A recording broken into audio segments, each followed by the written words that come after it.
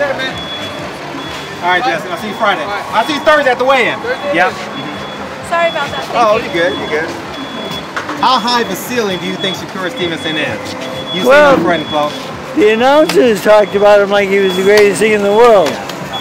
But I hear that one of the announcers has a piece of him. What? Andre Ward is a co-manager, him and Jay Prince. But yeah, but the kid's a very good prospect, yes. But he still has a little ways to go. He's not a huge puncher, and but he boxes very well. But to have a big punch in that division would make things a lot easier. How about Teofimo Lopez? What's your take on Teofimo? He looked really good. I mean, that was really a great body shot, and I was very impressed by that. It was, I love I think the body shots are kind of a lost art right now in the sport, and he killed him to the body. It was great. Who has a high? Who would you guess? You've been trainer of the year 20 million times. Who has a higher ceiling, Teofimo or Secure, based off you sat front row Saturday night? I think Teofimo has a little craft here. Yeah, but don't get me wrong. I mean, the other guy, he's a good boxer. So I mean, in speed is a great asset. Speed is a great asset. Speaking of speed, you've been with the fastest man on the planet probably for the last 10, 15 years. Someone asked me the other day after the fight, how's it feel to be on the other end? I said, it kind of sucks. Yeah.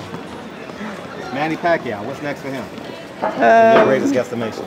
Well, they keep asking me who's out there, and I keep saying, well, let's fight Mikey Garcia.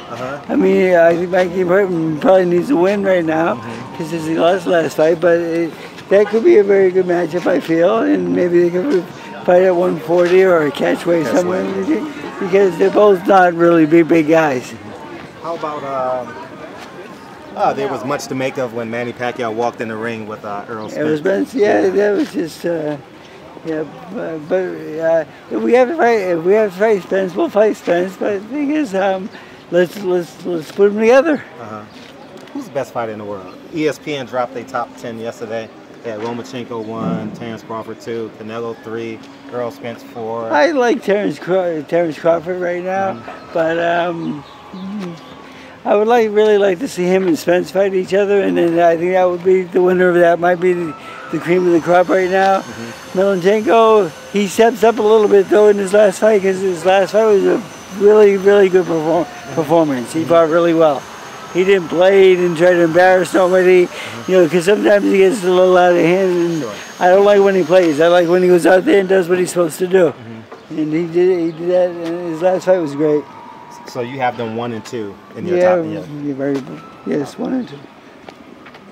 Who wins, Terence Crawford or Earl Spence? You've been high on, me and you have had great conversations off camera about Earl Spence, because you were at the Olympic Training Center with him.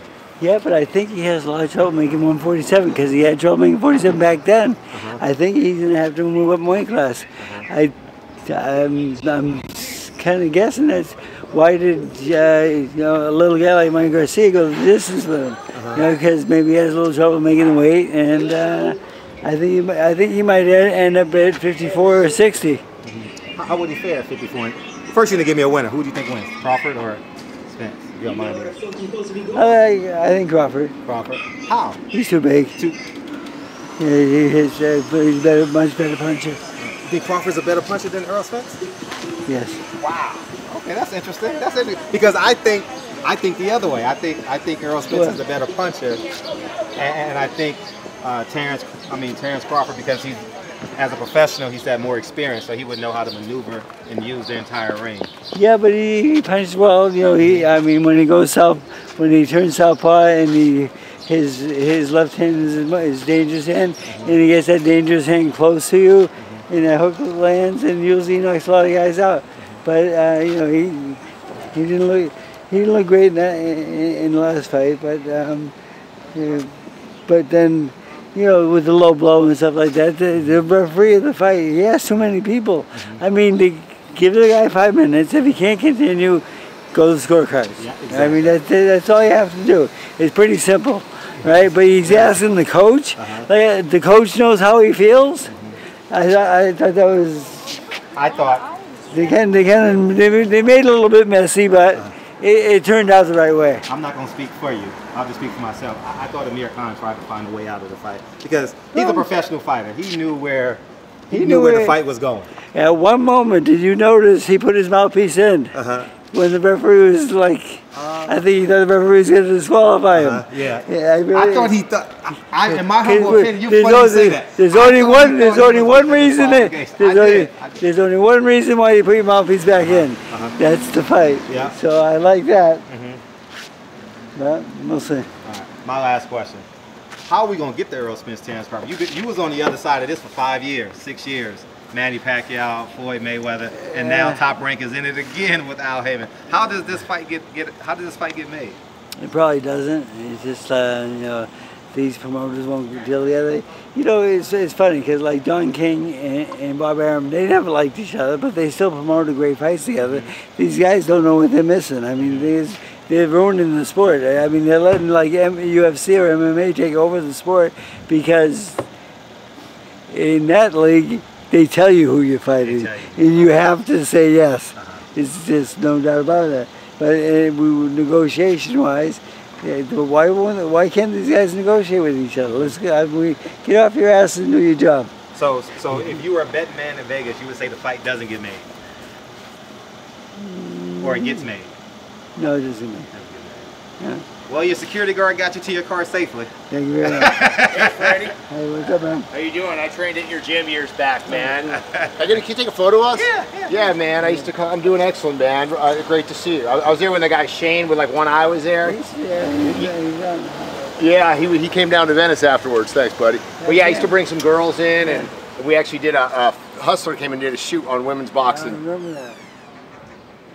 Gotcha. That was my wife that was in that. She won a national title in Canada, and that's why they hit her up for that. But hey, man, legend, dude. Keep up the good work, brother. Legend.